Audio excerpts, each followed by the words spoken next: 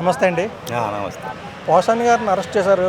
అది అక్రమంగా ఉందా, మీకు సక్రమంగా ఉందా, ఏంటి కరెక్టేనా? అంటే మరుసటి రోజు డేట్ వేసి ముందు రోజు అరెస్ట్ చేయడం అన్నారు. అంటే అటువంటి వాళ్ళకి ఏం రూల్స్ అవసరం లేదంటారా మీరు?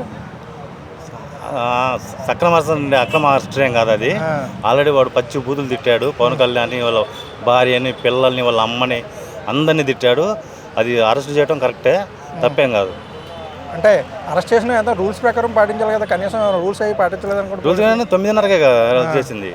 తీసుకుపోయారు, మా కడప తీసుకుపోయారు, కోర్టు పెట్టారు, రిమాండ్ ఇచ్చారు. అది ఇంకా సక్రమమే, అరెస్ట్ ఏం కాదు. అంటే వైసీపీ లీడర్స్ పొన్నవలస సుధాకర్ మాట్లాడుతూ ఒకవేళ ఒక కేసులో బెయిల్ తెచ్చుకున్నా మళ్ళీ వేరే కేసులో అరెస్ట్ చేస్తారు. ఆల్రెడీ పెట్టారు. ఇట్లా రాష్ట్రం మొత్తం మీద 15 కేసులు 16 కేసులు పెట్టారు. ఈ కేసు మీద ఆ కేసు అది మామూలుగా ఉండేదేగా. మన చంద్రబాబు నాయుడు మీద అరెస్ట్ చేశారు ఒక కేసు మీద. ఆంగల్లో కేసు ఒకటి, ఆ కేసు ఒకటి, ఇసుక కేసు ఒకటి, మద్యం కేసు ఒకటి, ఇవన్నీ వాడు పెట్టలే. పేరిటి వారెంట్లు పెట్టి వాడు పొన్నవలస వాడు లాయరా, వాడు ఏం చదువుకున్నాడు, వాడు అసలు వాడికి ఏం తెలుసని. ఇప్పుడు నువ్వు చేసింది మంచి, వీడితో తప్ప, అది కరెక్టే, తప్పేం కాదు. అంటే ఈ రాజకీయ నాయకులు కొట్టుకోవడం పర్లేదంటారా, అలాగే ఉండాలంటారా వాళ్ళు? అంటే వాళ్ళు చేసిందేగా ముందు, వాళ్ళు చేసింది కాబట్టి వీళ్ళు చేస్తున్నారు. అది ఇప్పుడు వాళ్ళు ఏమన్నా తిట్టారా? నువ్వు తిట్టబట్టే నీ మీద కేసు కదమూలం పెట్టలేదు ఎవరిని. నువ్వు తిట్టాబట్టే పెట్టాడు. అప్పుడే పెట్టారు కేసులు. కాకపోతే అప్పుడు వాళ్ళ గవర్నమెంట్ ఉంది కాబట్టి తీసుకోలే.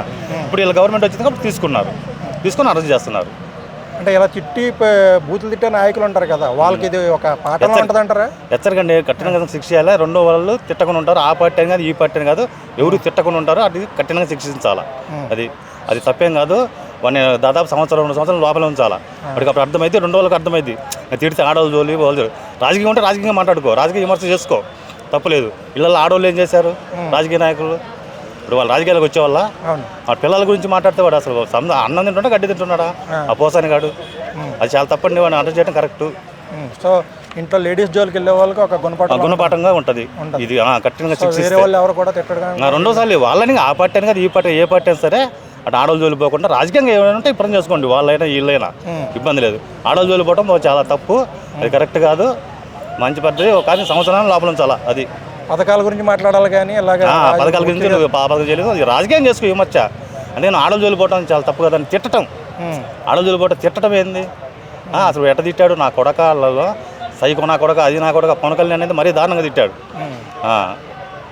సో అతను అంటే ఇటువంటి వాళ్ళకి రూల్స్ కూడా పాటించాల్సిన అవసరం లేదు. ఇట్టడంలో రూల్స్ కూడా అవసరం లేదు.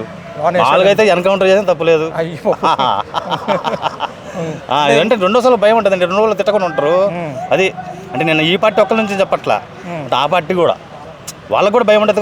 తిడితే మనల్ని అరెస్ట్ చేస్తారు అని వాళ్ళకైనా ఉంటుంది. అందువల్ల అది కరెక్ట్ కాదు, పద్ధతి కాదు. తిట్టకుండా 2 వారికి గుణపాఠం వస్తుంది.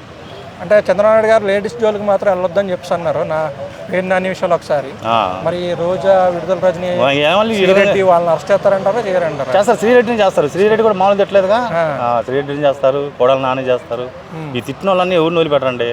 అదే కొద్ది లేటు అంతే. అంటే మిగతా నాయకులు కూడా అరెస్ట్ అయ్యే అవకాశాలు ఉన్నాయి. అందరినీ అరెస్ట్ చేసే అవకాశం ఉన్నాయి. దాదాపు 7-8 మంది ఉన్నారు. వాళ్ళు మొత్తాన్ని అరెస్ట్ చేస్తారు.